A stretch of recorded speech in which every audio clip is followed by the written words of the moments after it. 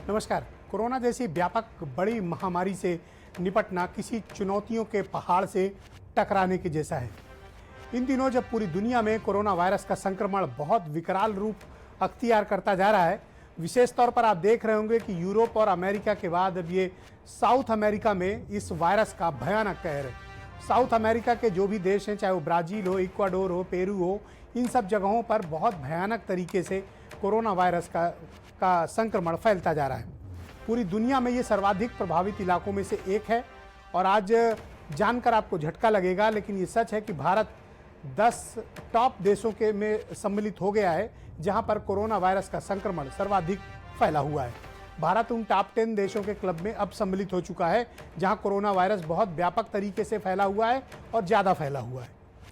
Europe में संक्रमण पर काबू पा लिया है, अमेरिका में संक्रमण पर काबू पाने की कोशिश चल रही है, साउथ अमेरिका में यह बुरी तरह से फैला हुआ है और भारत में भी बड़ी तेज रफ्तार से संक्रमण फैल रहा है। इन दिनों जो औसत आ रहा है भारत का, तकरीबन 6 से 7 हज़ार नए केसेस डेली सामने भारत में आ रहे हैं, अब जबकि हमने 25 लाख के आसपास टेस्ट कर लिए। इस हालत में भारत में आज जो डेटा जारी हुआ 1,48,000 के आसपास 38,000 1,38,000 के से ज़्यादा नए केसेस पाए जा चुके हैं और तकरीबन 4,021 लोगों की मौत भारत में हो चुकी है। उत्तर प्रदेश में भी कमोबेश हालात यही हैं, यहाँ भी प्रतिदिन 200 से 300 नए केसेस रोजाना मिल रहे हैं और लोगों की मौतों का सिलसिला भी जारी है। उत्तर प्रदेश में 6,352 केसेस अब तक मिल चुके हैं और मरने वालों की संख्या 165 पहुँच चुकी है। यहाँ ठीक होने वालों की रफ्तार भी भारत में दुनिया के अन्य देशों के मुकाबले ज़्यादा है, जहाँ पर कोरोना वायरस में संक्रमित होने के बाद लोग ठीक भी हो रहे हैं। यानी इम्यूनिटी, भारत के लोगों की जो शरीर में रोग प्रतिरोधक क्षमता है वो दुनिया के दूसरे देशों के मुकाबले ज़्यादा बेहतर पाई जा रही है। यहाँ पर संक्रमण का उतना विकराल रूप नहीं है जो यूरोप और अमेरिका या ईरान जैसी जगहों पर देखने को मिल रहा है।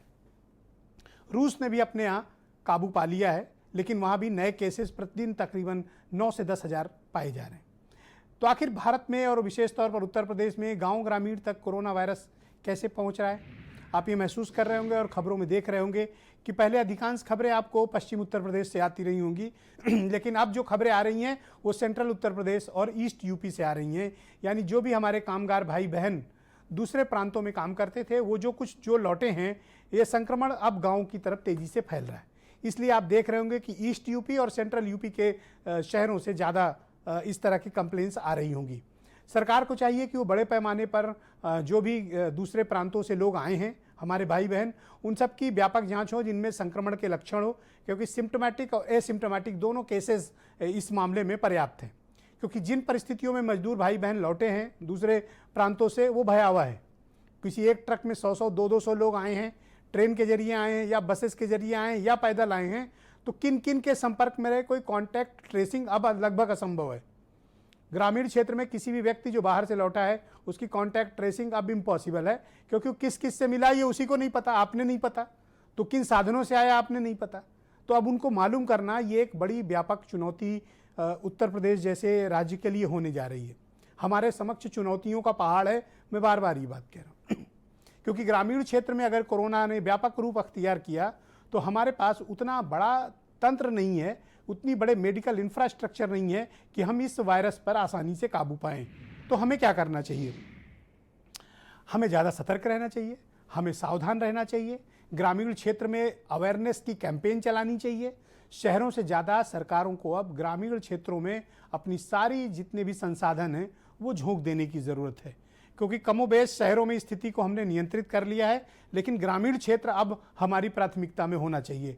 गांव ग्रामीण को बचाना, उत्तर प्रदेश को बचाना, गांव ग्रामीण को बचाना, राष्ट्र को बचाना है, क्योंकि हमारी अर्थव्यवस्था से लेकर हमारा पूरा सामाजिक परिवेश ग्रामीण व्यवस्था पर ही आधारित है और वहाँ अगर किसी भी प्रकार की परेशानी होती है तो ये प्रदेश ही नहीं बल्कि देश के लिए एक बड़ी परेशानी का कारण बन सकता है। आज की डिबेट में हम इसी विषय पर चर्चा करेंगे और इस विषय को आगे बढ़ाएंगे कि गांव ग्रामीण को कोरोना वायरस से कैसे बचाया जाए। दुनिया भर में संक्रमण फैल रहा है, भारत में भी तेजी से बढ़ रहा है। वो लोग कहाँ हैं जो कहते थे कि बढ़ते हुए तापमान के साथ कोरोना वायरस की मृत्यु हो जाएगी या जब गर्मी आएगी तो कोरोना वायरस खत्म हो जाएगा? उन सब लोगों के बयान और उन लोगों को ढूंढने की भी जरूरत है जो इस तरह से लोगों को गुमराह कर रहे थे। तो आज की डिबेट को हम आगे बढ़ाते हैं। मेरे साथ नवीन श्रीवास्तव भारतीय जनता पार्टी से हैं, डॉक्टर सूर्यकांत जी मेरे साथ हैं, सुरेंद्र राजपूत, कपिल श्रीवास्तव, रोहित अग्रवाल, विजय शंकर पांडे जी फॉर्मर सेक्रेटरी हैं भारत सरकार में, और वीरेंद्र सिंह जी हमारे स्टेट हेड। तो भाई सबका बहुत स्वागत, बहुत धन्यवाद कि आज शाम आप सब काबिल लोगों ने अपना अपना कीमती वक्त निकाला। नवीन जी, अब तो भाई गांव ग्रामीण तक पहुंच गया, अब आपके पास क्या प्लान है, क्या रणनीति है, इससे कैसे निपटिएगा? हमारी सरकार की पहले दिन से प्राथमिकता ये थी कि जो भी अप्रवासी मजदूर दूसरे राज्यों से आने वाले हैं वह सरकारों की जानकारी में आए। जिस राज्य से चल रहे हैं वहाँ की सरकारें सूची बनाए और यहाँ के राज्य सरकार के अधिकारियों के साथ तालमेल में रहे, ताकि जब वो अपने गंतव्य स्थल पर पहुँचे तो उनकी प्रॉपर मेडिकल चेकिंग हो। उसके बाद अगर वो कहीं संक्रमित हैं तो उनको उनका इलाज करने के लिए भेजा जाए, संक्रमित नहीं है तो 14 दिन के क्वारंटीन में रख के उसके बाद उनको उनके घरों को भेजा जाए। लेकिन लगभग आज के तारीख तक 16 लाख लोग ट्रेन के माध्यम से, बाकी बसों के माध्यम लगभग 25 लाख से अधिक लोग उत्तर प्रदेश में आ चुके हैं, जिसमें एक बड़ी संख्या ऐसी भी है जो बस या ट्रेन से नहीं आए हैं, अपने अन्य साधनों से आए हैं और उनकी कहीं सरकार के पास जो है कोई बहुत जानकारी नहीं हो पाई। इसके वजह से जब वो गांव में पहुंचे हैं तो हालांकि हमारी गांव की जो समितियां हैं, हमारे जो राजस्व विभाग के गांव के स्तर के कर्मचारी अधिकारी हैं, हमारी जो आशा बहुएं हैं और एएनएम है, इनको लगाया गया है, प्रधानों को भी लगाया गया है कि कोई भी व्यक्ति अगर गांव में बाहर से आया है तो उसकी सूचना दें और उसकी जांच प्रॉपर कराई जा सके। अभी आपके पास रणनीति क्या है? क्योंकि 25 लाख लोगों की स्क्रीनिंग करना, फिर इनमें से संक्रमित लोगों को तलाशना, फिर असंक्रमित लोगों को तलाशना, फिर प्रॉपर ट्रीटमेंट देना, उनको आइसोलेशन क्वारंटाइन देना, इट्स अ मेगा टास्क। मतलब ये कोई सामान्य नहीं है, ये चुनौतियों का पहाड़, इसीलिए मैं कह रहा हूँ। नहीं ब्रजेश जी, जो लोग सरकार की जानकारी में आए हैं उनके लिए तो सारे इंतजाम है और सारी व्यवस्था हम कर रहे हैं, लेकिन जो बिना जानकारी के आए हैं वही हमारे लिए सबसे बड़ी समस्या है।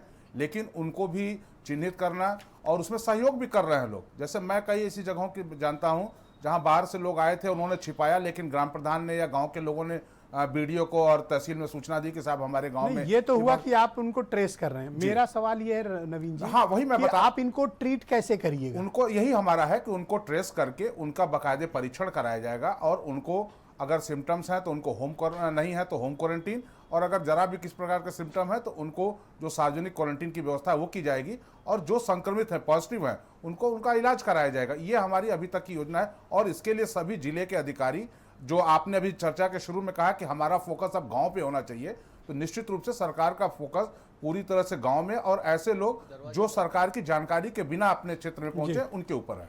ऑलराइट, मेरे साथ सुरेंद्र राजपूत जी मौजूद हैं, कांग्रेस के स्पोक्स पर्सन हैं। सुरेंद्र जी, आपका बहुत स्वागत। मैं आपसे समझना चाहता हूं कि पूरी दुनिया में जिस तरह से इस वायरस का संक्रमण फैल रहा है, पहले तो लोग ये कहते थे कि तापमान बढ़ेगा, गर्मी बढ़ेगी, कोरोना वायरस की मृत्यु हो जाएगी। ये मृत्यु तो नहीं हुई इसकी, लेकिन सुरेंद्र भाई ये बहुत घातक हो गया है, बहुत ही खतरनाक हो गया है और ये तेज़ी से फैल रहा है और एक देश से दूसरे देश में जा रहा है। ऐसा नहीं कि एक साथ आया हो। अब आपने देखा होगा कि लैटिन अमेरिकन कंट्रीज़ में ये बहुत तेज़ी से स्प्रेड हो रहा है। भारत में भी मैं देख रहा हूँ कि सामान्य से दोगुना रफ्तार से ये पहले के मुकाबले तेज़ी से स्प्रेड हो रहा है। उत्तर प्रदेश में गांव ग्रामीण से खबरें अब आने लगी हैं। तो क्या आगे होने वाला, और सरकारों को क्या रणनीति बदलनी चाहिए या जो मौजूदा रणनीति है उस पर बने रहना चाहिए? मैं आज ब्रजेश भाई कम से कम 3 घंटे से भारत समाचार देख रहा हूं।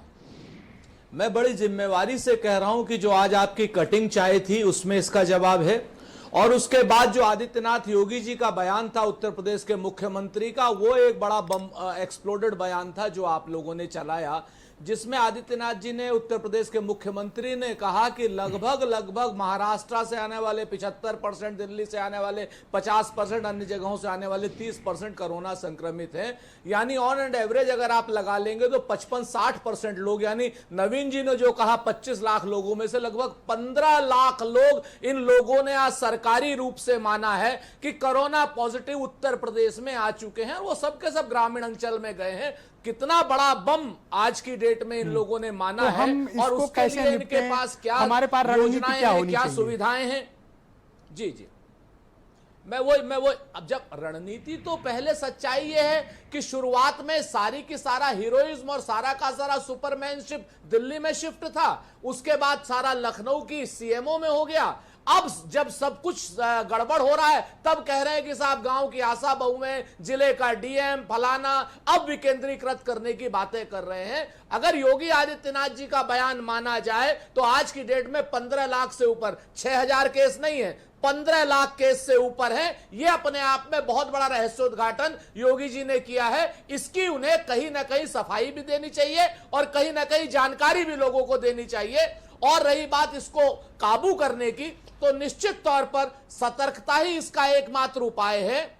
और जब तक आप इसको पूरी तरीके से विकेंद्रीकृत नहीं करेंगे, जब आप पूरा फेल हो करके अब आप डीएम को दे रहे हैं, अब आप बीडीओ को दे रहे हैं, अब आशा बहुओं को भी देने लग गए और गांव के प्रधान को भी देने लग गए, तो ये भारतीय जनता पार्टी को बताना पड़ेगा कि इनके पास और क्या रणनीति मैं है अप्रिशिएट और करता क्या है किस कोई आप तरीके इनको की चीजें रणनीति कर रहे हैं। बताएं। टेस्टिंग भले आज ये भी विपक्ष इनकी की बात 5,000 माने ना माने, आपको कोई एक्शन प्लान देखिए, देना चाहिए। अब एक्शन प्लान की बात कर लेते हैं। 3 महत्वपूर्ण बिंदु हैं इसमें। Testing and tracing. आप आज भी कोरोना के 65 दिन 60 दिन होने के बाद लॉकडाउन के, तब भी आप सिर्फ 5,000 टेस्ट कर पा रहे हैं 23 करोड़ के जनमानस में। यह अपने आप में शर्मनाक बात है। दूसरी चीज, इसको कम से कम आपको 1 लाख करना पड़ेगा उत्तर प्रदेश में। और सबसे बड़ी बात यह है ब्रजेश भाई कि ये जो पिटी पॉलिटिक्स है ना, प्रवासी, अरे मेरे देश का मजदूर है, मेरे देश का नागरिक है, वो महाराष्ट्र से मैंने प्रवासी नहीं बोला सुरेंद्र जी, हो गया या यहाँ से मैंने प्रवासी नहीं बोला, मैंने अपने भाई बहन बोला। नहीं, मैं आपकी मैंने बात नहीं अपने कर भाई बहन कहा है। नहीं आप जी आपने नहीं बोला, आपने नहीं बोला, आपने बिल्कुल नहीं। मैंने तो कहा ना कि मैं 3 घंटे से देख रहा हूं। आपकी वो लड़की प्रज्ञा है, क्या नाम है उसका, कि प्रज्ञा मिश्रा ने क्या शानदार, उन्होंने कहा एक बस भी, एक सरकारी बस उसे नहीं मिली पूरी कटिंग चाय में। सारी की सारी प्राइवेट बसें 4400 रुपए 3500 रुपए में मजदूरों को ला रही हैं। आदरणीय नवीन जी बैठे हुए हैं, ये कह रहे थे फ्री में ला रहे हैं। आपके सामने की परिस्थितियां हैं। मैं नेक्स्ट राउंड में आपके पास आता हूं, तब तक आप कुछ और एक्शन प्लान तैयार करें। हमारा कर्तव्य होना चाहिए कि हम अपने प्रदेश की जनता को इस बीमारी से बचाएं। सरकारों ने बेहतर सुझाव दे। रोहित अग्रवाल मेरे साथ अरे योगी जी से भी तो पूछ लीजिए कि 15 लाख कहां हैं। सर मैं तो पूछ ही रहा हूं, आप मेरे पे गुस्सा करके कुछ नहीं मिलेगा, नवीन जी पे कर लो। ओके, रोहित अग्रवाल मेरे साथ मौजूद है, राष्ट्रीय लोकदल के प्रवक्ता हैं। भाई रोहित जी, ये गांव ग्रामीण क्षेत्र में भी कोरोना पहुंच रहा है, जो सरकार की अभी मौजूदा रणनीति है उसमें क्या तब्दीली लाने की जरूरत है, या फिर जो ऐसा चल रहा है अभी हम बहुत ठीक तरीके से निपट पा रहे हैं? आपका आकलन और सुझाव। ब्रिजेश जी, मुझे 1.5 महीने पहले के आपके ट्वीट्स याद आते हैं जिसमें आपने बार बार ये कहा था सारी कि अगर बंदूक गांव मेरी तक तरफ कोरोना है। पहुंच गया तो बहुत ही भयावह स्थिति होगी। जी जी, नहीं Correct, मैं go ahead. ब्रिजेश जी सच्चाई बता रहा हूं। आपने सरकार को, मुझे लगता है पिछले 2 महीने में जो आपने सरकार को चिताने का काम किया है वो शायद किसी ने नहीं किया। और आपके निरंतर, अगर मैं ट्वीट्स की खाली बात करूं तो उसके अंदर आपने सरकार को सारे समाधान भी दिए हैं और सारी बातों के लिए चिताया भी है इनको बार बार। आज की स्थिति चलो जब कभी सत्ता में आना तो ये बात याद रखना। पैदल चल रहा है वो तो नहीं, मुश्किल है बिल्कुल ब्रिजेश जी, और मतलब ये बड़ी सराहनीय बात थी जो आपके द्वारा, आपके नहीं नवीन जी, आपका घमंड है ना, यही घमंड आज हमारे देश को कहीं बर्बाद करने में तुला हुआ है। यही आपका जो घमंड है जो बता रहा है कि मोबाइल से ये कोरोना वायरस फैल रहा है, जिसके लिए आप चाहते हैं क्वारंटाइन सेंटर में मोबाइल ना ले जाए ताकि जो आपका सच दिख रहा है नवीन जी प्लीज कॉपरेट। मैं चाहता हूं कि पहले राउंड में हर कोई अपनी बात कहे। नवीन जी देखिए, मैं सारे गेस्ट से अनुरोध करता हूं, करने में भी एक दूसरे में पहले राउंड में तो आपने संभालने की बहुत कोशिश की है। हाँ। अपने आदेशों को खुद देख लीजिए। दूसरी चीज, मुख्यमंत्री जी ने अगर कहा है कि 15 लाख लोग कोरोना से पीड़ित हैं, तो ये बताइए 15 लाख लोग कहां हैं? वो इसकी जिम्मेदारी किसकी है? आप बताइए, ट्रकों में भर के मजदूर आने में मजबूर था, पैदल चल के मजदूर आने के लिए मजदूर था, इसको मजबूर किसने किया है? आज आप उनको भी जेल भेजेंगे क्या? आप कह रहे हैं ट्रेन से जो आया था साहब उसको हमने संभाल लिया, जो पैदल आया मैं ऐसा करता हूं, कपिल श्रीवास्तव जी मेरे साथ जुड़ चुके हैं। रोहित, सरकार जिम्मेदार है ना। Please wait. कपिल श्रीवास्तव हैं, समाजवादी पार्टी के स्पोक्स पर्सन है। कपिल जी बहुत शुक्रिया आपका। मैं आपसे समझना चाहता हूं कि कोरोना वायरस के फैलते संक्रमण को रोकने के लिए आपके पास कोई सुझाव है, या फिर सरकार जिस नीति पर काम कर रही है वो पॉलिसी सही है, या फिर इसमें तब्दीली चाहते हैं? भाई समाज बचाने की जिम्मेदारी जितनी सरकार की है, विपक्ष और हम सब लोगों की भी है। आपके पास कोई सुझाव वगैरह है कि हम कैसे निपटें इससे? नहीं ब्रजेश जी, आपने बहुत अच्छी बात पूछी है और पहली बार आपने सुझाव पूछे हैं। सरकार ने तो कभी विपक्ष को इस स्तर पे लिया ही नहीं कि विपक्ष को कभी शामिल कर लिया जाए कि यह महामारी किसी एक सरकार के लिए नहीं, पूरे देश के लिए आई। बहुत अच्छी बात है आपने पूछा, लेकिन सबसे बड़ी चीज ये है कि इस देश के अंदर कोरोना आया और तो वो तो पुष्पक विमान से बैठा करके लाया गया था और प्रथम लॉकडाउन बिना सोचे समझे, बिना विपक्षी पार्टियों से या अन्य प्रदेश के सरकारों से राय लिए, मशवरा दिए बिना ही बंद कर दिया गया। और उसका दुश्वारी ये हुआ कि जब अमीरों से गरीबों में पहुंच गया ये संक्रमण और ये संक्रमण सामूहिक रूप से अब पहुंच चुका है, तो जो क्योंकि गरीब निकल चुका था पैदल, वो अपनी गरीबी से मर रहा था, भूखों मर रहा था। सरकारों की अचानक हुई लॉकडाउन में जो उनकी क्रियाशीलता थी वो सामने आ चुकी थी जी। तो ऐसी स्थिति में जब देखा नहीं गया है, पूरा देश इस बात को देखा, मीडिया ने एक मीडिया ने दिखाया, आपने बड़ी भारी भागीदारी निभाई है जो मजदूरों के दर्द और पीड़ा को लेके आए हैं, तब कहीं ये ट्रेन चलाने की बात हुई है, कहीं बस चलाने की बात हुई है, उसमें भी सहयोग नहीं लिया गया। बस पे भी राजनीति की गई और पैदल मजदूरों को जो है वो भेजा गया है। और हकीकत यही है कि इनके पास अभी सरकार को कपिल जी क्या करना प्रणाली नहीं चाहिए? है। कुछ अपनी रणनीति बदले गांव ग्रामीण के लिए, या जो हमारी एग्जिस्टिंग पॉलिसी है कोरोना को हैंडल करने के लिए वो इनफ है? नहीं, जो क्रियाशील इनकी नीतियां हैं वो पहले लागू तो कर लें। ये केवल अखबारों पे लागू कर रहे हैं, ये धरातल पर लागू नहीं कर रहे हैं। लोग करके आए हैं, आप बताइए इन्होंने कहां क्वारंटीन करने की व्यवस्था की है? मैं गोरखपुर जिले के तमाम जगहों पर गया, वहां पर यह पाया गया कि जितने प्रवासी हमारे भाई आए हैं और उनको जो है वहां रखा ही नहीं गया, उनको तो घर भेज दिया गया और कह दिया गया कि होम क्वारंटाइन हो गए। तो आप ये चाहते हैं कि सरकार गांव ग्रामीण के लिए कोरोना वायरस से निपटने के लिए अपनी रणनीति बदले? नहीं, जो रणनीति तो बिल्कुल परिवार के स्तर पे होनी चाहिए, जो टेस्टिंग होनी चाहिए, जो ट्रेसिंग होनी चाहिए और ट्रीटमेंट होना चाहिए। यही ट्रिपल टी है जो इस चीजों का यही समाधान बात कर डॉक्टर सकता है। सूर्यकांत पिछले 4 महीने से कह रहे हैं। 4 महीने हो गए डॉक्टर साहब आपको कहते हुए? ठीक, 4 महीने से ये बेचारे एक्सपर्ट हैं, इनका करीब 35 साल का मेडिकल एक्सपीरियंस हो गया, ये सबको समझा डाले कि कोरोना को कैसे हैंडल करना है। अब देखिए डॉक्टर साहब, डॉक्टर सूर्यकांत अब गांव-गांव तक पहुंच गया है। अब आप क्या, कोई नहीं रोक सकता, ठीक? अब जो हालात पहुंच गए हैं, अब हमें ये बताइए अपने अनुभव के आधार पर, अपनी विशेषज्ञता के आधार पर, कि हम ये गांव ग्रामीण में इस बड़ी क्राइसिस से निपटें कैसे? क्योंकि गांव ग्रामीण में जितनी तेजी से स्प्रेड हो रहा है और जैसे ईस्ट यूपी और सेंट्रल यूपी के गांवों से खबरें आ रही हैं, ये बहुत चिंतित करती हैं, बहुत ही परेशान करती हैं। ब्रजेश जी बिल्कुल ठीक है। एक तो मैं सभी जितने आपके पार्टिसिपेंट्स हैं उनकी इस बात से सहमत हूँ कि चिकित्सकों ने और मीडिया ने बहुत दिनों से चेताने का काम किया है। पिछले लगभग 3 महीने तो हो ही गए जब हम लोग बराबर चेताने का काम कर रहे थे। आपने बार बार कहा कि अगर गांव में फैल गया तो बड़ा मुश्किल होगा, क्योंकि हमारा देश जो हेल्थ प्रोफाइल हमारी है उसके हिसाब से पूरे दुनिया में 145वें नंबर पे आता है। आप सोचिए कि इटली नंबर 2 पे आता है, स्पेन नंबर 1 पे आता है, अमेरिका फर्स्ट टॉप 5 में आता है।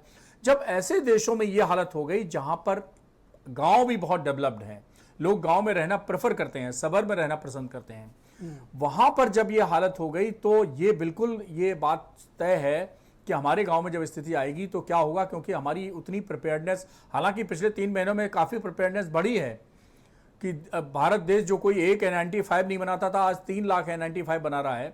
एक अभी जो हमारी एग्जिस्टिंग पॉलिसी है कोरोना से निपटने की, जी, क्या हमको इसमें कोई तत्काल वर्टिकल तब्दीली करने की जरूरत है? बिल्कुल तब्दीली करने की जरूरत है। पहली बात तो ये है कि हमारी सबसे पहले हमें टेस्टिंग कैपेसिटी बढ़ानी पड़ेगी। ये 5-6 हज़ार टेस्टिंग करके कैसे काम चलेगा? आप समझ लीजिए 2 दिन पहले की रिपोर्ट है, वुहान शहर जहां पे बिल्कुल कंट्रोल कर लिया गया है कोविड-19 को, वहां भी आज 1 करोड़ की जनसंख्या है वुहान शहर की, चाइना के, और वहां भी आज 1 लाख पर डे टेस्टिंग हो रही है। हमारी तो जनसंख्या 23 करोड़ है। वो तो पूरी आबादी का दोबारा टेस्ट कर रहे हैं जी, तो वो हम 23 करोड़ की जनसंख्या में 5-6 हज़ार अगर टेस्ट करेंगे तो कैसे हम कोप अप करवाएंगे? कोरोना आगे जाएगा, हम पीछे जाएंगे। नहीं हो रही है डॉक्टर साहब, 10 लाख रोज हो रही है जी। ठीक है, यहाँ ठीक के है। आलू से डॉक्टर सोना साहब, no 10 problem, lakh no testing रोज प्रॉब्लम। हो एक रही है मिनट वहाँ भी, पे। मैं सबसे निवेदन कर रहा हूँ, पहले राउंड में कोई किसी को ना नवीन टोके, जी, आलू के कृपया। सोने में मत पड़िए अभी इस समय, वहां उससे बच जाइए ओके, आप। एक आंकड़े सेकंड, लेके नहीं कोई नवीन जी, नहीं रहेगा, नवीन जी, आपको शर्म नहीं सुरेंद्र जी, आती नो, है, आप ये लोग ऐसा गलत कर रहे हो। क्रूर और मैं भद्दा मजाक करते हो। घोर असहमत हूँ, घोर असहमत हूँ। आपको इसको शर्म व्यक्तिगत नहीं लड़ाई आती का है, अखाड़ा मत भद्दा बनाइए। मजाक करते ओके, हुए। डॉक्टर शर्म सिंह आना खान, चाहिए, भाई, भारतीय जनता नहीं, पार्टी गलत के बात। लोग। जो इस आपदा काल में गरीबों के साथ मजाक भाई, कर रहे हैं। नवीन अरे जी, शर्म आपको उत्तर आनी प्रदेश चाहिए, में नवीन बिजली का श्रीवास्तव, बिल योगी माफ कर दो। आदित्यनाथ को ओके, आनी डॉक्टर चाहिए, सूर्यकांत को, नरेंद्र एक मोदी मिनट, को आनी चाहिए, नवीन जी, जो कि सारे के सारे होगा। इस देश का दो नाश मसले करने पे में लड़ते तुले हुए लगाएंगे। हैं। और ये कोई दो मुंह किसी बोले की आप लोग सही का। बात पर दो रचन क्रूर और नवीन जी, भद्दा नवीन मजाक जी, करते हैं। आपने संयम आदित्यनाथ रखा। योगी को अगर कुछ नहीं डिसिप्लिन पता, तोड़ोगे, पता नहीं दिन भर क्या खाए पड़े रहते यूपी में हैं, आपकी और नेता प्रियंका नरेंद्र मोदी वाड्रा को कहती कुछ है नहीं पता, कि पता बिजली नहीं का कैसे बिल माफ लॉकडाउन कर कर देते हैं, क्या राजस्थान में मजदूरों कहते का हैं करेंगे, कि क्या बिजली नहीं का शांत, शांत, करेंगे, cool down, कुछ नहीं cool down। पता आप लोगों को। देश को शांत नाश रहिए, किया शांत, आप शांत, लोगों शांत। ने। सुरेंद्र जी, दोनों चरित्र का नवीन जी, शांत होइए, शांत और होइए, आपका ये शांत होइए। ओके, जनता में आपको बताया डॉक्टर सूर्यकांत को है, जाएगा, प्लीज जनता गो में अहेड। बताया शर्म जाएगा आनी चाहिए आप आपको, लोगों को। आलू से सोना बनाने वाला क्रूर रवैया। ओके। आपका ये क्रूर रवैया अब जनता बताएगी आपको। एक मिनट देश हो का गया। मजदूर बताएगा, बस हो गया। देश का किसान शांत, बताएगा। शांत, शांत, cool शर्म down। नहीं आती आपको शर्म आपको आनी इस चाहिए। बदतमीजी इसमें? आपकी नेता को आनी चाहिए शर्म, जो यूपी में कहते हैं कि पर बिजली का आपको बिल- शर्म आनी बिजली चाहिए, का आप बिल खुद माफ करो। बेशरम आदमी। और राजस्थान में आप पूरी कहते हैं तरीके कि से बेशर्मी हम 2% अख्तियार टैक्स कर लिया। लगाएंगे।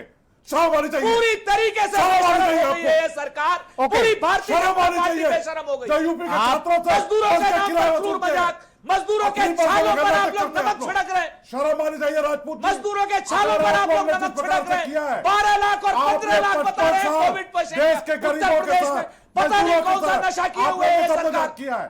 हमें एक सब मिनट। चरित्र किया है। अगर नशा आप कर करके बात करते भाई ये हैं। गंदी राजनीति से बाहर आइए, गंदी राजनीति से बाहर आइए, गंदी राजनीति से बाहर आइए। डॉक्टर सूर्यकांत गो है। इस तरीके एक minute Surendra ji please, Surendra ji please, Surendra ji please, शांत होइए, माफी आलू आपको से मांगनी सोने चाहिए। पे माफी मांगे। माफी शांत होइए, शांत मांगनी होइए। चाहिए। ओके डॉक्टर सूर्यकांत गो है, प्लीज प्लीज कंटिन्यू। नवीन जी शांत होइए, निर्लज्ज राजनीति नवीन जी है। ओके ओके ओके निर्लज्ज राजनीति। ओके बोलिए डॉक्टर सूर्यकांत गो है। आपको निर्लज्जता सूझ रही है। देखिए, शर्म देखिए, नहीं आप आती। दोनों गलत कर रहे हो, आप गलत कर रहे हो। डॉक्टर सूर्यकांत गो है। देखिए ब्रजेश जी, समस्या कहां से उभरी है? ये हमारे जो मजदूर भाई हैं, जो अपने हैं, जो आपने भाषा बिल्कुल सही कही, प्रवासी नहीं शब्द बोला, अपने भाई बहन हैं। मेरे गरीब भाई बहन जी, है, गरीब भाई बहन हैं। और ये गरीब भाई बहन दूसरे शहरों में उनके फैक्ट्री चला रहे थे, उनके घर चला रहे थे। आप सोचिए, उनके घर की महिलाएं उनके घर में झाड़ू लगा रही थी, पोछा लगा रही थी, उनके कपड़े धो रही थी। उन्हें ऐसा लगा था कि शायद इस विपत्ति पर वो साथ देंगे, लेकिन ऐसा हुआ नहीं। उनको ना तो संरक्षण मिला, ना इमोशनल सपोर्ट मिला, यहां खाना तक नहीं मिला। और वीरेंद्र जी की भाषा में हम कहें तो वो शहर सबके सब सनम बेवफा हो गए। और जब ये शहर सनम बेवफा हो गए तो बेचारे लौट पड़े, कोई आशा नहीं चल पड़े। अब देखिए, नीति इस तरह से बदलनी पड़ेगी। नंबर एक बात, सर एक समाज के तौर पर पहली ना बात, हम एक 23 असफल करोड़ की समुदाय हैं। जनसंख्या के हिसाब से एक असफल आपको समुदाय हैं हम लोग। विश्व मतलब बहुत वॉरफेयर के स्तर पर आपको टेस्टिंग कैपेसिटी बढ़ानी पड़ेगी। आप सोचिए, 51 मेडिकल कॉलेज हैं हमारे यहाँ जी। आपको सिर्फ करता कौन काम दिख रहा है? आप केजेएमयू कर रहा है, संजय गांधी पीजीआई कर रहा है, 2-4 और कर रहे हैं। क्यों भाई? ये 51 मेडिकल कॉलेज एपिडेमिक एक्ट के तहत क्यों नहीं करते कि जो मेडिकल कॉलेज पूरा काम इसमें नहीं करेगा उसकी मेडिकल कॉलेज की मान्यता ही हम रद्द कर देंगे? क्यों नहीं एक नोटिफिकेशन निकालते हैं? आप निकाल दीजिए एक नोटिफिकेशन, उल्टे सीधे मेडिकल notification। कॉलेजों में तो आपने नोटिफिकेशन भेज के इनके यहाँ नॉर्मल इलाज बंद करा रखा है। इसीलिए तो कह रहा नॉर्मल हूं, इलाज इन मेडिकल कॉलेजों, अरे प्राइवेट आपके- मेडिकल कॉलेजेस में बंद कर रखा है। भाई हमारे यहाँ क्या 51 आपको मेडिकल दिमाग है? कॉलेज हैं, कौन बहुत बड़ा प्रिंसिपल एसेट है। सेक्रेटरी है जो इस तरह के आदेश देता है कि normal medical, in private medical कॉलेजों में नॉर्मल इलाज ही बंद कर दिया है? ये क्या तरीका है भाई? नहीं, हम लोग तो देखिए कोरोना का भी ट्रीटमेंट कर रहे हैं, डिजिटल ओपीडी भी चला रहे हैं, फोन पे भी इलाज कर रहे हैं, ईमेल पे भी कर रहे हैं, व्हाट्सएप पे कर रहे हैं, सब पे ओके कर सर, रहे हैं। मैं विजय शंकर पांडे जी का रुख करता हूं, मेरे साथ इस कार्यक्रम में जुड़ गए। भाई पांडे जी, जो बड़ा चिंता का विषय है, आप भी कई बार इस विषय पर चिंता जता चुके हैं, लेकिन ये ग्रामीण क्षेत्र में जिस तरह से कोरोना का विस्तार हो रहा है, ये थोड़ा विचलित करता है, थोड़ा परेशान करता है। अब हमें लगता है कि ये वक्त है कि हम थोड़ी सी रणनीति ग्रामीण क्षेत्र के लिए क्या बदलनी चाहिए, या हम बिल्कुल ठीक जा रहे हैं, सही रास्ते पे हैं और हम इस कोरोना को कंट्रोल कर लेंगे एग्जिस्टिंग पॉलिसीज से?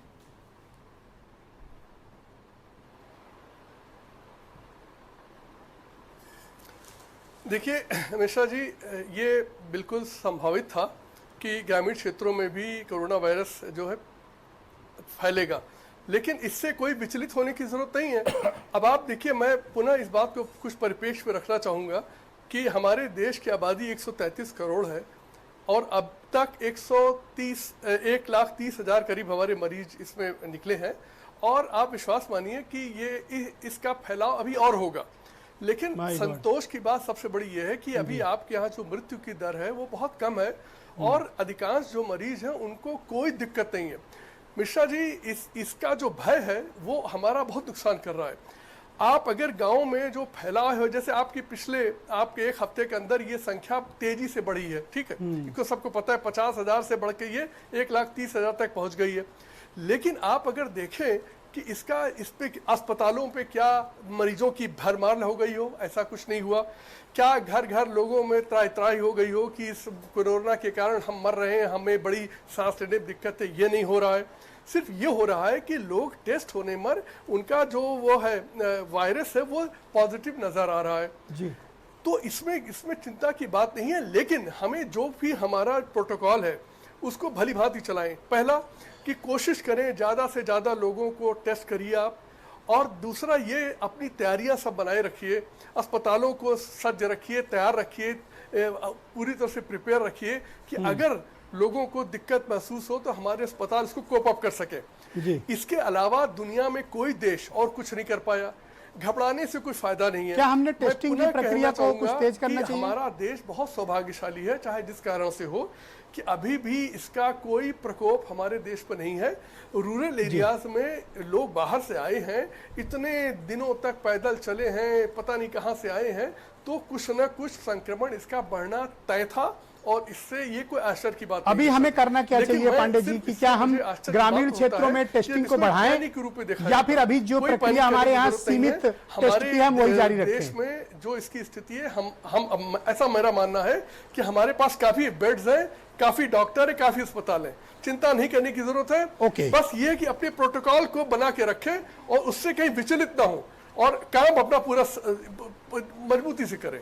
All right sir, all right. Naveen ji, मैं आपसे समझना चाह रहा हूँ, आप मुझे बताइए कि अब हमको क्या ग्रामीण क्षेत्रों में टेस्ट की रफ्तार तत्काल बढ़ा देनी चाहिए? क्योंकि गांव से अगर इस तरह की रिपोर्ट्स आ रही हैं तो ये थोड़ी चिंता की बात है। कारण क्या है कि देखिए 60-65 दिन में हमने सब कुछ अपना दांव पे लगा दिया, का बहुत त्याग किया इस देश ने, बहुत तपस्या की, बहुत तकलीफें उठाई, तो अब कोई ऐसी चूक ना हो जाए कि हम वही सारी तपस्या गंवानी पड़े। ब्रजेश जी, देखिए अभी तक आऊंगा सुरेंद्र जी, 1 मिनट वेट करिए। प्रथम दृष्टया किसी व्यक्ति को संक्रमण है या नहीं इसका जो जांच होती है वो एक इंफ्रारेड थर्मल स्कैनर से होती है जी। लेकिन ये भी देखा गया है कि अधिक तापमान में, हमारे यहाँ तापमान इस समय 42, 44, 45 डिग्री हो गया है, वो बहुत सही काम नहीं करता है। इसलिए एक ऑक्सीमीटर होता है जो ब्लड में ऑक्सीजन की मात्रा, कह दिया कि 15 लाख हैं, जो 15 लाख कहां से पेशेंट आ गए? आदित्यनाथ योगी जी का ये बयान ये तो बता दीजिए ना कि थर्मल से किया है, कौन सी एक सेकंड सुरेंद्र जी बोलते लेने दीजिए।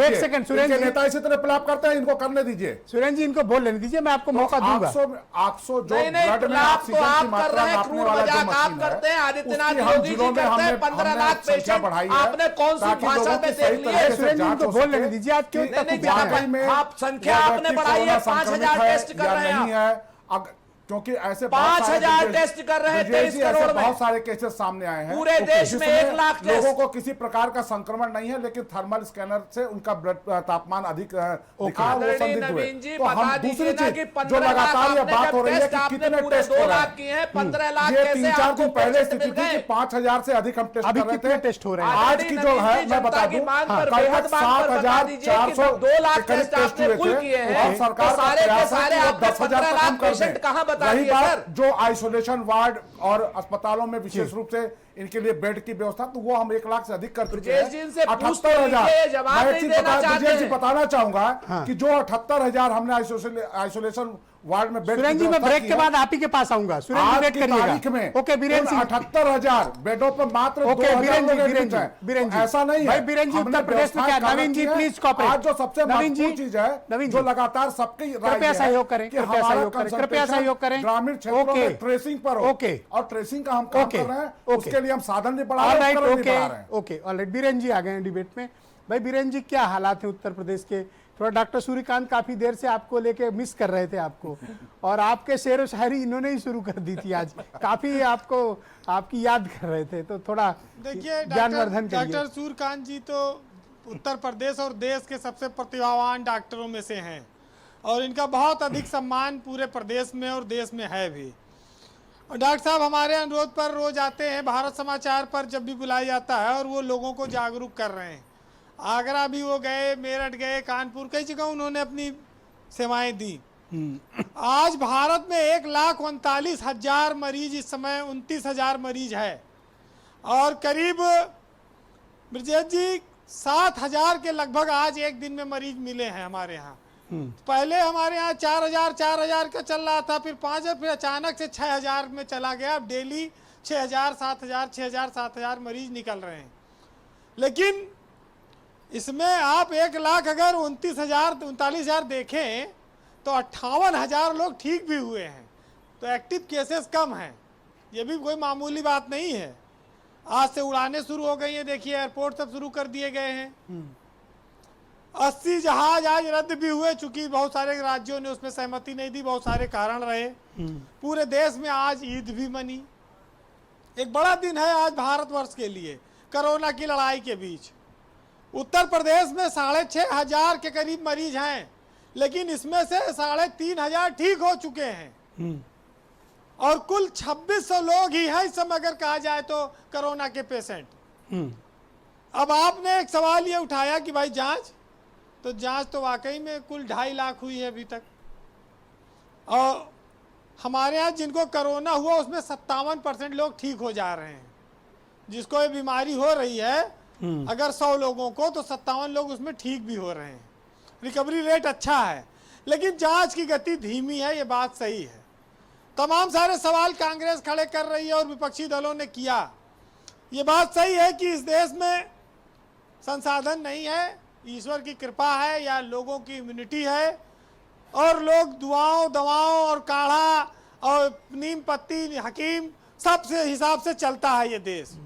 जिसको गली जहाँ गली कोरोना के डॉक्टर घूम रहे हैं इस समय। हाँ, जिसको हर जहाँ दूसरा जो- आदमी कोरोना विशेषज्ञ है इस समय। डॉक्टर सूर्यकांत को छोड़ के जहाँ जो मिलता है। इनको तो आईएएस अफसर मशवरा देते हैं क्या करना चाहिए। लेकिन ब्रजेश जी एक इनकी चीज तो मैं डॉक्टरी की कहूंगा पढ़ाई ही है। कि हमारे दोस्त नवीन जी भी बैठे हैं, एक चीज मैं कहूंगा हाँ।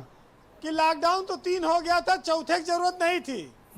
लेकिन सरकार ने ये देखा कि पिछले 3 लॉकडाउन में कई पुरुष ऐसे थे जो घर में अब भी गोल रोटी नहीं बना पा रहे थे, तो सरकार ने कहा कि एक और लॉकडाउन 15 दिन का चौथा देना पड़ेगा। अपना व्यक्तिगत अनुभव मत बताइए आप। तो हमारे मित्र हैं नवीन जी, तो सेम मामला रहता ही है दोनों लोगों का।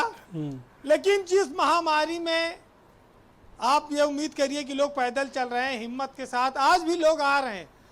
यूपी जैसे राज्य में कुल 2600 केस एक्टिव होना बहुत बड़ी सफलता है। नवीन जी की सरकार हो या कोई सरकार हो, उसको बधाई देनी पड़ेगी।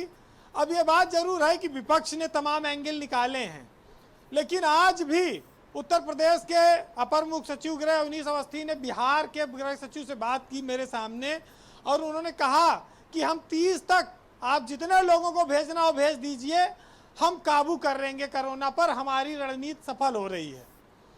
तो कोशिश सरकार की ये है कि वो एक बेहतर स्थिति लाएं, और देश का जो सबसे बड़ा राज्य है वहां पर हालात हैं नियंत्रण में आ रहे हैं, ये अपने आप में सुखद बात है। करेक्ट। अब एक बात ये आती है साहब कि ये महामारी है इसलिए लोग पैदल चल रहे हैं। एक सज्जन ने आज तर्क दिया, चलो महामारी है, लोग पैदल चल रहे हैं, मर रहे हैं, जी रहे हैं, लेकिन अगर ये चुनावी रैली होती इस समय तो क्या कहने थे, बस भी फ्री मिलती, नाश्ता भी मिलता, रुपया भी मिलता, तब कहां से इंतजाम हो जाता है, आज क्यों नहीं इंतजाम हो रहा है। तमाम सारी बातें हैं, लेकिन ब्रजेश जी आज एक बहुत बड़ा त्यौहार है इस देश में हिंदू मुस्लिम भाईचारे के प्रतीक का, ईद है। बहुत सारी बातें कही गई, हम लोगों को इसी कोरोना के साथ जीना है, लेकिन एक दूसरे की भावनाओं का सम्मान भी तो करना है। बहुत बड़ी आबादी है। आज 4 लाइन हिंदू मुस्लिम एकता पर कहूंगा, और उम्मीद करूंगा कि लोगों को अच्छी लगेगी। नहीं, आज सुरेंद्र जी सिवई काफी मिस कर रहे हैं। नहीं मिली मिठास, इसलिए कुछ गुस्से में है आज बीरन जी। देखिए मिल के होती थी, खा के आए हैं सर। अरे भिजवा दीजिए हम लोग के लिए भी। बोलिए बीरन जी। मिल के होती थी कभी ईद भी दिवाली भी। अब ये हालात हैं कि डर डर के गले मिलते हैं, और ईद खुशियों का दिन सही लेकिन एक उदासी भी साथ लाई है, और जख्म उभरते हैं कब कब के, न जाने किस किस की आज याद आई है।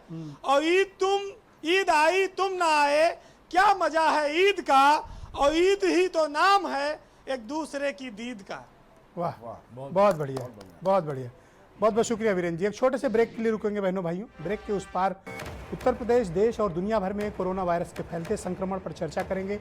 इसे रोका कैसे जाए, क्या तकनीक इस्तेमाल की जाए, दुनिया के दूसरे मुल्कों से हम क्या सीख सकते हैं, उत्तर प्रदेश के गाँव ग्रामीण को हमें कोरोना से कैसे बचाना है, क्या तकनीक हमें इस्तेमाल करनी चाहिए, किस प्रकार से प्रबंधन करना चाहिए, क्या मैनेजमेंट करना चाहिए हमें, इस विषय पर चर्चा करेंगे एक छोटे से ब्रेक के बाद।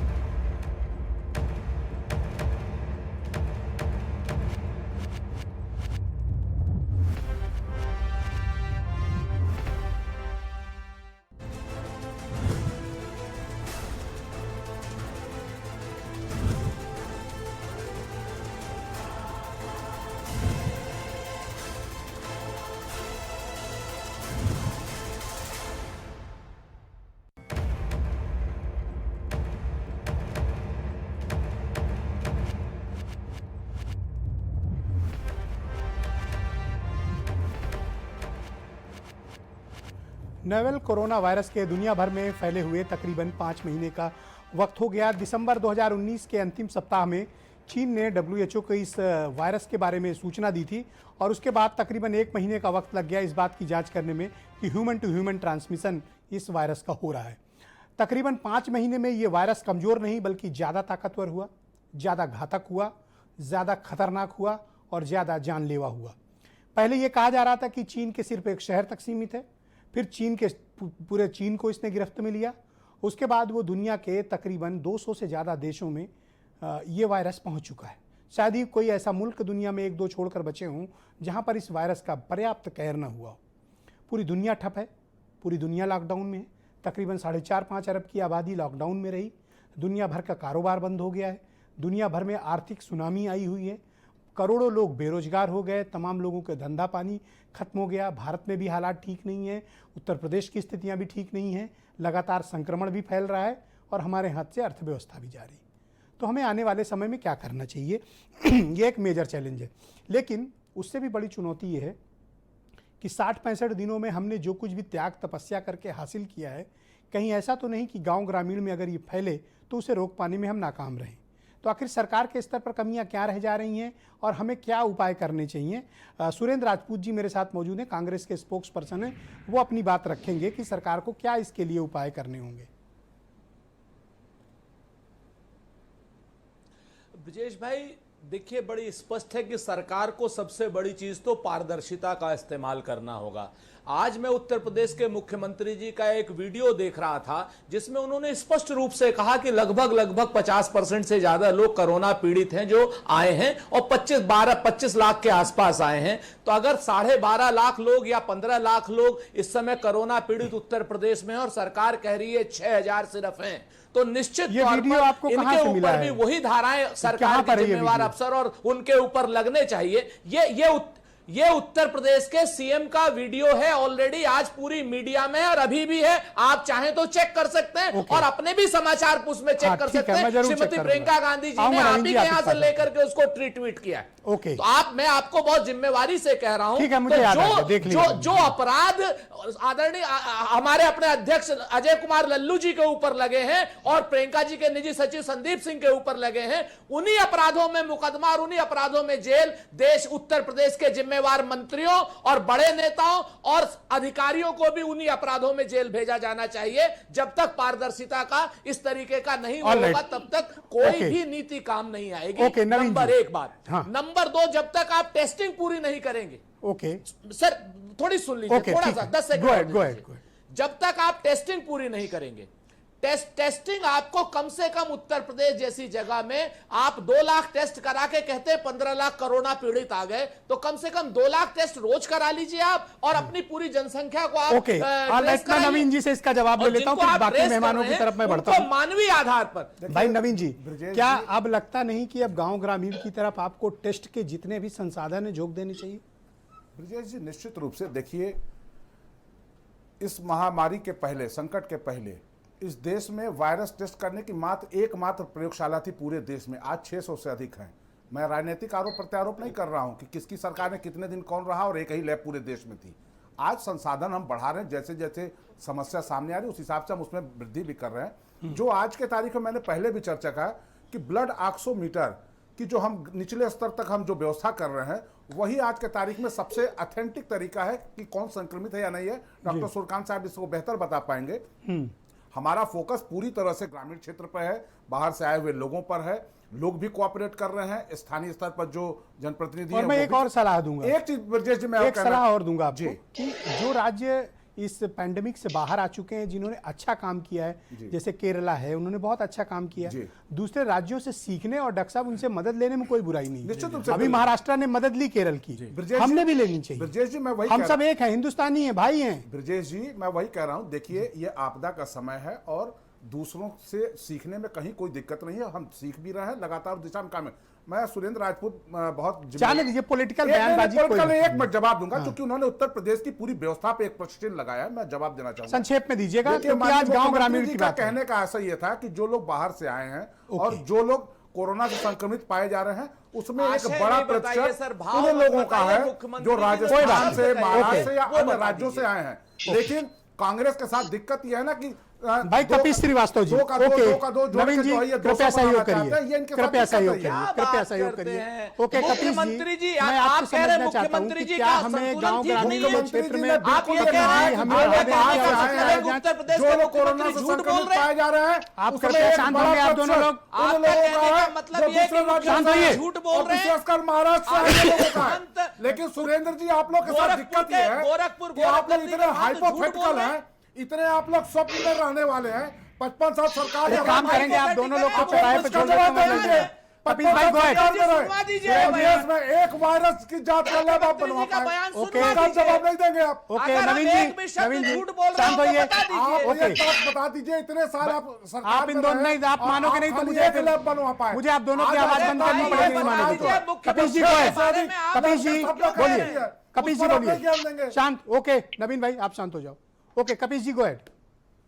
ब्रजेश जी, सबसे बड़ा सवाल इस प्रश्न का उठता है कि जब सरकार को काम करना होता है तो वो सिर्फ आदेश जारी करती है और वो पेपर तक ही रहती है, उसका एग्जीक्यूशन नहीं हो पाता है। तो सबसे पहले तो सरकार को अपने कार्यप्रणाली में सुधार करना चाहिए और ये एक अच्छा मैसेज समाज में जाना चाहिए कि जो वो आदेश कर रहे हैं वो पृथ्वी पर लागू हो रहा है, लेकिन हकीकत यही है कि कोई लागू नहीं हो रहा है।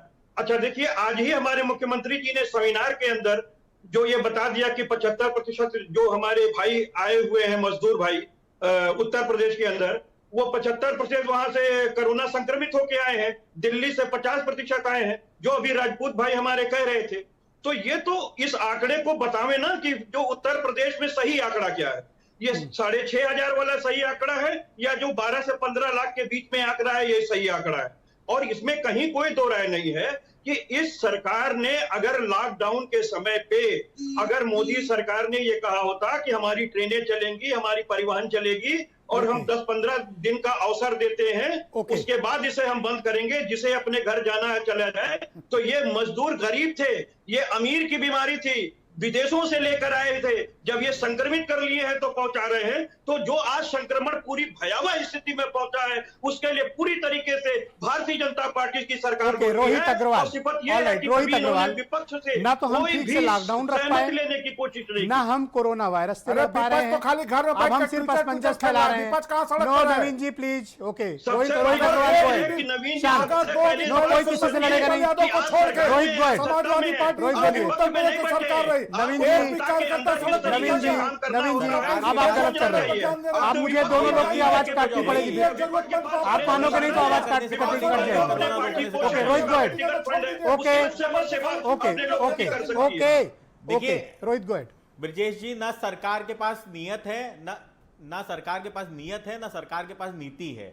सरकार का जो लॉकडाउन का पीरियड था पूरी तरीके से विफल रहा है। ना तो इसके अंदर ये रोक पाए किसी को, और ना ये कोरोना को रोक पाने में सक्षम रहे हैं। इनके ना जाने कौन सलाहकार हैं ये। अरे रोहित भाई, थोड़ा गणित भी अगर जानते हो। एक सेकंड, नहीं नवीन भाई, आप गलत कर रहे हो। देखो नवीन जी, आप बिल्कुल गलत कर रहे हो। बोलने दो किसी को ना, आप बोलने से किसी को नहीं रोकोगे इस तरह। नो, देश में 57% सबसे अधिक विपक्ष को सुन लिया करो, विपक्ष को सुनोगे सही रास्ते मिलेंगे।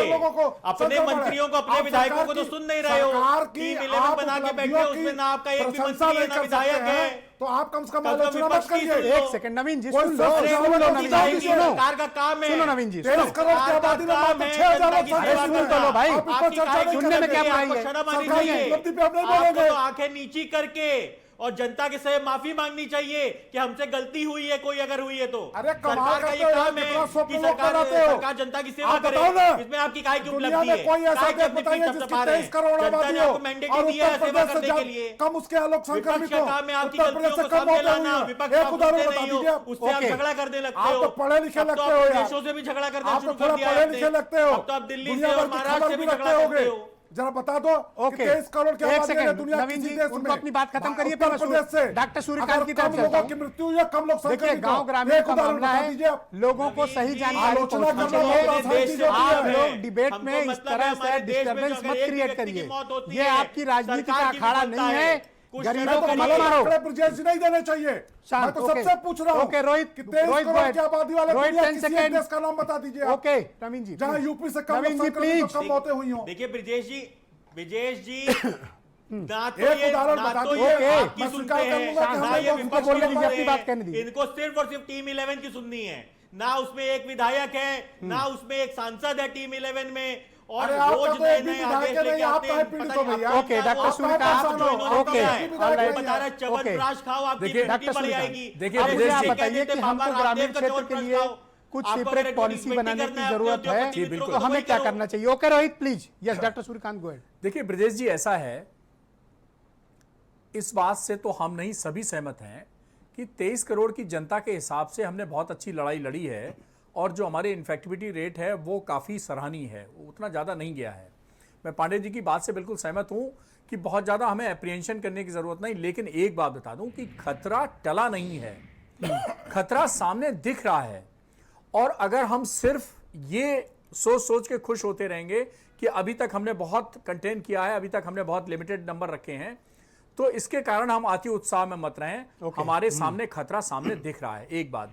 दूसरी बात है कि 23 करोड़ जनता को रोज शाम को यह सोचने की जरूरत है कि वायरस के खिलाफ लड़ाई में मेरा क्या योगदान है। दिक्कत यह है कि हम चिकित्सक और मीडिया, हम तो लड़ाई लड़ रहे हैं कोरोना वायरस के खिलाफ, लेकिन राजनीति वाले लड़ाई लड़ रहे हैं वोटों के लिए। ये बंद होना चाहिए।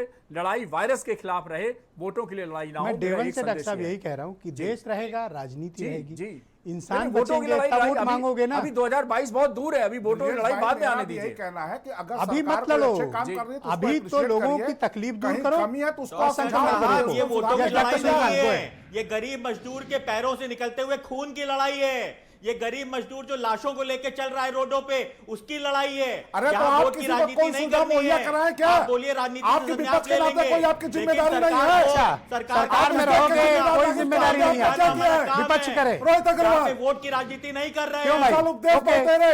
ऑलराइट, आपने एक आऊंगा जिम्मेदार सुरेंद्र जी। नागरिक के ओके, नाते किसी की मदद विजय की क्या शंकर पांडे बताइए जी, आप? विजय शंकर पांडे जी, सर आप मुझे बताओ कि सरकारों को अब क्या करना चाहिए? हजारों क्या हमारी व्यक्तियों की मदद एग्जिस्टिंग की है। अरे पॉलिसी कहाँ को सपने हम हैं? चेंज करें? सपने ओके में? शांत, ओके विजय शंकर पांडे जी।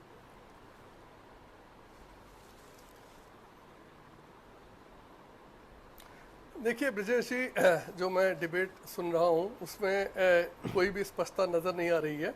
देखिए, हम लोगों को ब्लेम गेम नहीं करना चाहिए। देखिए, मैं आपसे स्पष्ट कहना चाहूँगा कि आज की जो स्थिति है वो पिछले 30-35 साल में तैयार हुई है, और देश में अगर 30-40 करोड़ गरीब लोग हैं और हमारे प्रदेश में 10-12 करोड़ गरीब लोग हैं, तो ये एक दिन में पैदा नहीं हुए हैं। ये पिछले 35-40 साल की सभी सरकारों की विफलता का ये आज परिदृश्य हम लोग को दिख रहा है। और मिश्रा जी, ये भी समझ लीजिए कि क्या हम लोगों को पता नहीं था कि हमारे प्रदेश से 10 से 12 करोड़ लोग जो हैं बाहर जाके नौकरी कर रहे हैं। क्यों कर रहे हैं? इसलिए कर रहे हैं कि हमारे प्रदेश में संभावनाएं जॉब की बनी ही नहीं। और ये काम किसका था? सरकारों का था। कितने सभी पार्टियों की सरकारों ने इस प्रदेश में राज्य किया है, और सब ने कई लंबे लंबे समय तक, जो छोटी छोटी पार्टियां वो भी 10-10 साल राज कर चुकी हैं। कांग्रेस कितने साल राज कर चुकी है। इसलिए कोई किसी को दोष न दे। एक बात स्पष्ट है कि सब ने मिलकर हमारे प्रदेश और देश की दुर्दशा की है। 3 साल से उत्तर प्रदेश में नहीं है। दूसरी बात यह है कि उत्तर प्रदेश एक लैंडलॉक्ड कंट्री है। आप वरिष्ठ नौकरशाह हैं, कम से कम आपको इसका ध्यान रखना चाहिए। इतनी सी बात है, ये पॉलिटिकल लोग कैसे एक हो जाते हैं? सोच ले कि इतने लोग जो हैं जिनका कि अनएम्प्लॉयड है, पॉलिटिकल लोग ब्रिजेश जी एक नहीं होते हैं। पॉलिटिकल लोग भी सच बोलते हैं, खाली नौकरशाही सच नहीं। सुरेंद्र राजपूत जी, मेरा आपसे सवाल है। ओके, एक सेकंड पांडे जी, एक सेकंड रुकिएगा। सुरेंद्र राजपूत जी, किस प्रकार अभी नवीन श्रीवास्तव से जब रोहित अग्रवाल ने सवाल किया, बाहर रह के काम करते थे, उनके लिए काम धंधे के पैदा किए जाए। विपक्ष के नाते आपकी भी जिम्मेदारी है, आप भी कुछ करिए। सत्ता में तो ये है, सवाल आपसे कर रहे हैं कि आपने क्या किया।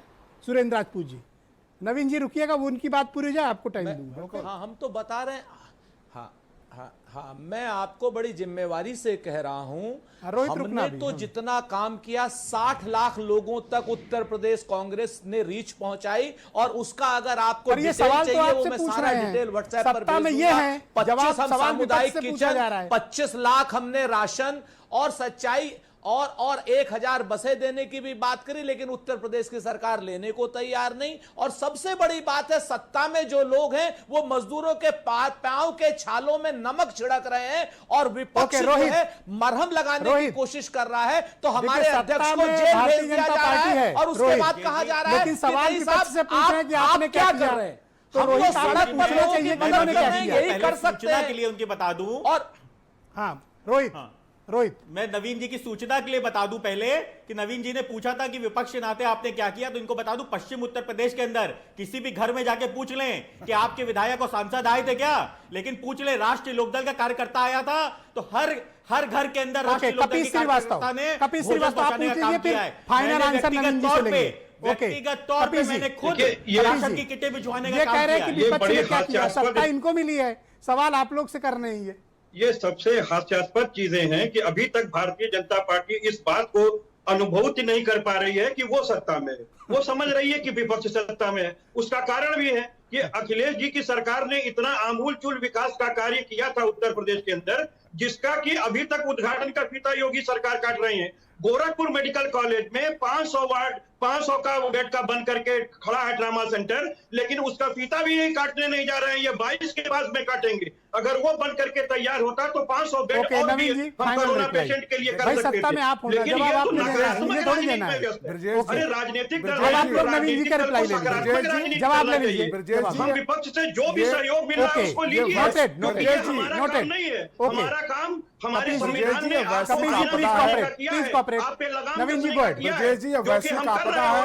ये महामारी है और संपूर्ण देश को इससे मिलकर लड़ना है। सरकार हो, सामाजिक कार्यकर्ता हो, राजनीतिक कार्यकर्ता, और हर राजनीतिक व्यक्ति जब काम करने के लिए आता है तो ये कहता है कि हम समाज की सेवा के लिए। अरे काम ही तो करने आए थे, आपने लल्लू को जेल भेज दिया जी। ये आपने लल्लू को जेल में डाल दिया, काम ही करने तो आए थे बेचारे। कई बार डिबेट मर्डर करके थोड़ी आया था वो। ब्रजेश इसका जेल में डाल दिया आपने। लेकिन मैं सुरेंद्र राजपूत क्या करूं मैं इनके एक प्रश्न का जवाब दे दूं। इन्होंने बड़ी अच्छी बात कही कि 60 लाख लोगों तक हमारी रीच हुई।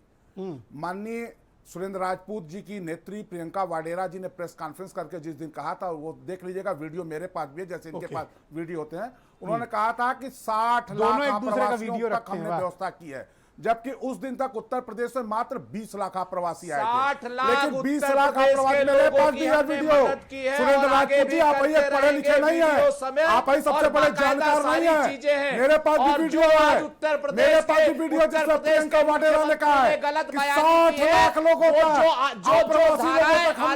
लल्लू जी के तो ऊपर सपने और में ये लोग प्रियंका जी मदद के करते निधि हैं। सचिव के उस ऊपर दिन तक लगी है 20 लाख लोग उत्तर आए थे, प्रदेश 60 लाख सरकार लोगों के को ऊपर इन्होंने मदद और कर उनके दी। जिम्मेवार दूसरा लोगों के ब्रजेश ऊपर जी भी का दोहरा कोई चरित्र धाराएं सुन लीजिए। लगवाइए आदरणीय प्रियंका नवीन वगैरह जी। उत्तर प्रदेश अगर में आप कहती लोग हैं, पारदर्शी योगी हैं आदित्यनाथ तो जी अगर 4 महीने का 15 बिजली का बिल लाख माफ कर आपके दीजिए। पास है राजस्थान कोविड जाएंगे, के thank you, patient thank you. तो बहुत 6,000 बहुत लोग शुक्रिया। बता रहे तक हैं। नहीं जमा करोगे भाइयों बहनों धन्यवाद, थैंक यू, थैंक यू।